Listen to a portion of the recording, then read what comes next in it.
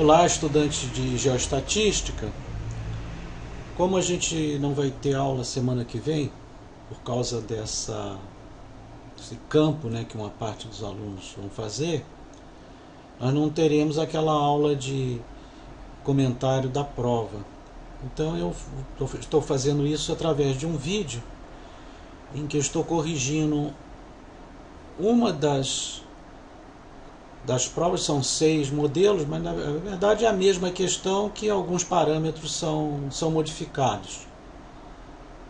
No caso da primeira questão, a única coisa que é modificada é a ordem dos gráficos, mas eles são os mesmos gráficos para todo mundo.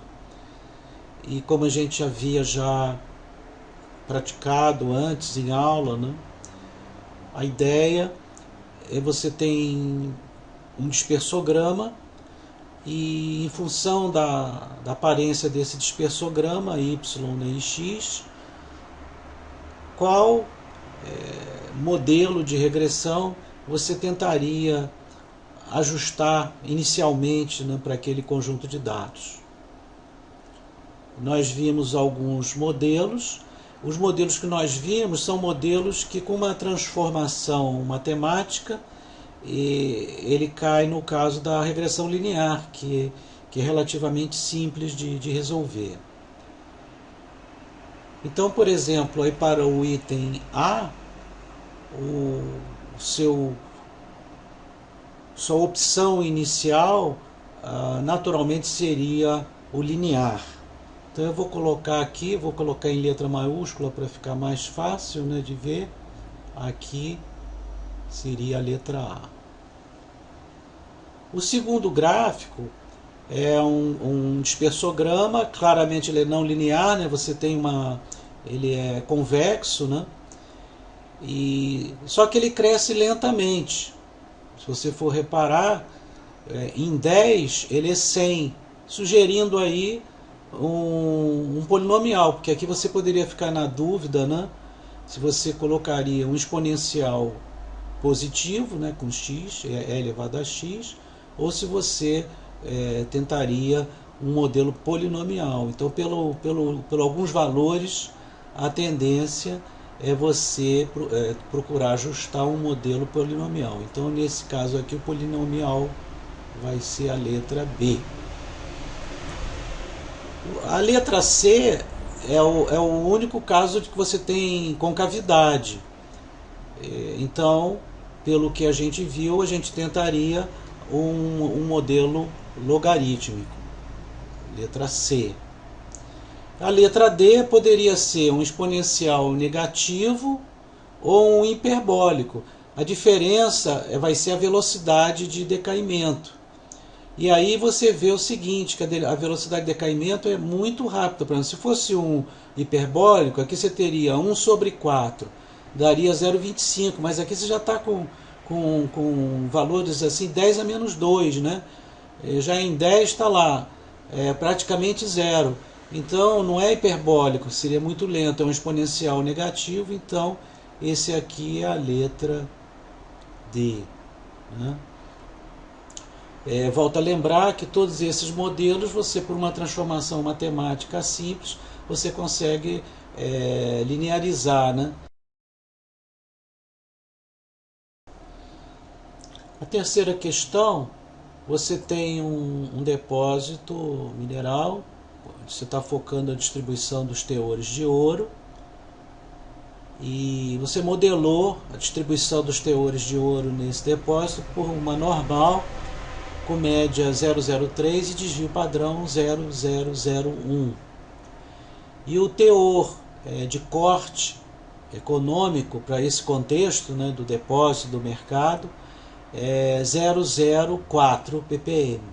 Então a gente quer saber qual é a proporção esperada de aproveitamento desse depósito, ou seja, a probabilidade da variável que representa a distribuição dos teores ser maior que o teor de corte. Vocês vão ver que, embora eu não peça para calcular pela tabela, porque não tem a tabela, vai ser muito fácil deduzir qual é o valor final, tá? Então a probabilidade de x ser maior que o teor de corte é a mesma coisa que 1 menos a probabilidade de x ser menor ou igual ao teor de corte. Por que eu estou fazendo isso? Para colocar na forma, né, de distribuição acumulada. Isso aqui eu vou padronizar, então é a mesma coisa que a probabilidade de z menor ou igual a 0,04 menos 0,03, que é a média, dividido por 0,001, que é o desvio padrão. Sendo que isso aqui vai ficar 1 menos 1, né, aproximadamente, tá?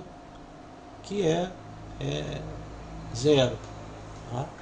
Então você poderia ficar com a ideia inicial de que teria uma probabilidade maior que 0, mas o que acontece é que o desvio padrão é muito pequeno e 0,04 tá muito acima da média, tá?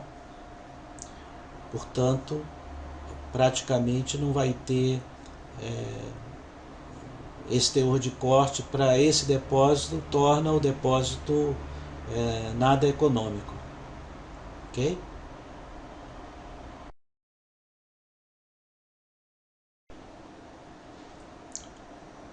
Bom, na última questão, que é um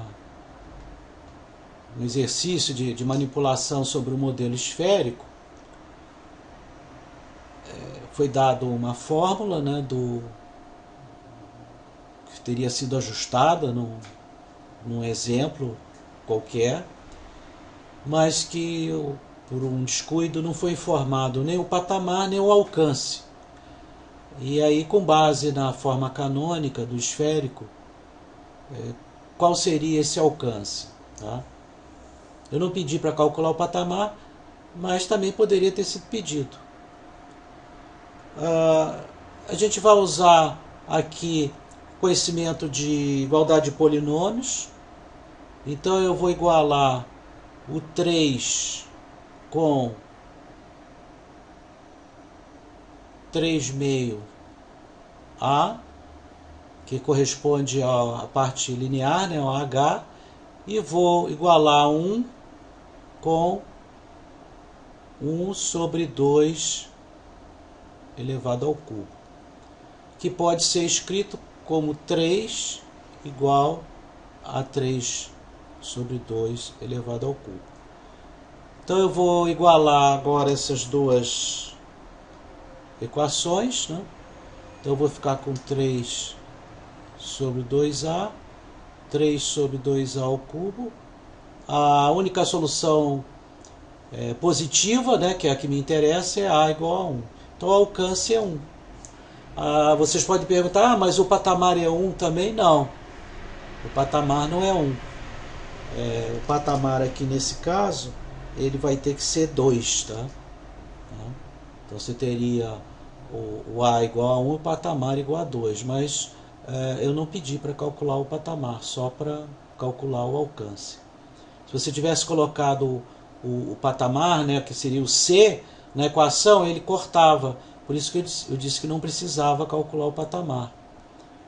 Mas é claro que para você poder usar a expressão 3H menos H3 como um modelo válido de variograma, isso só acontece se o patamar for 2, né, e o alcance for 1. Ok? É isso aí.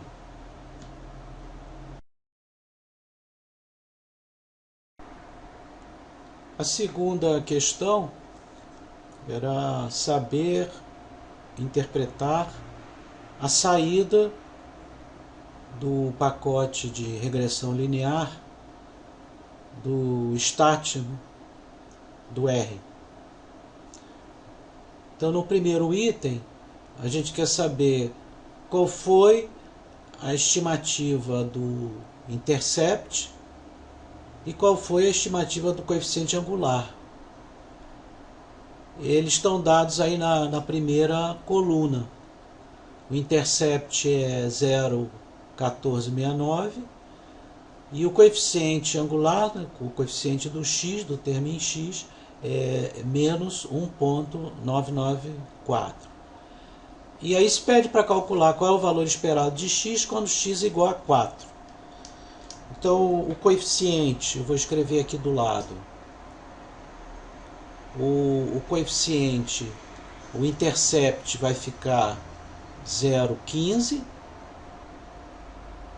e o coeficiente angular, né, do coeficiente do termo em x, vai ficar menos 2. Tá? Usando a regra de arredondamento.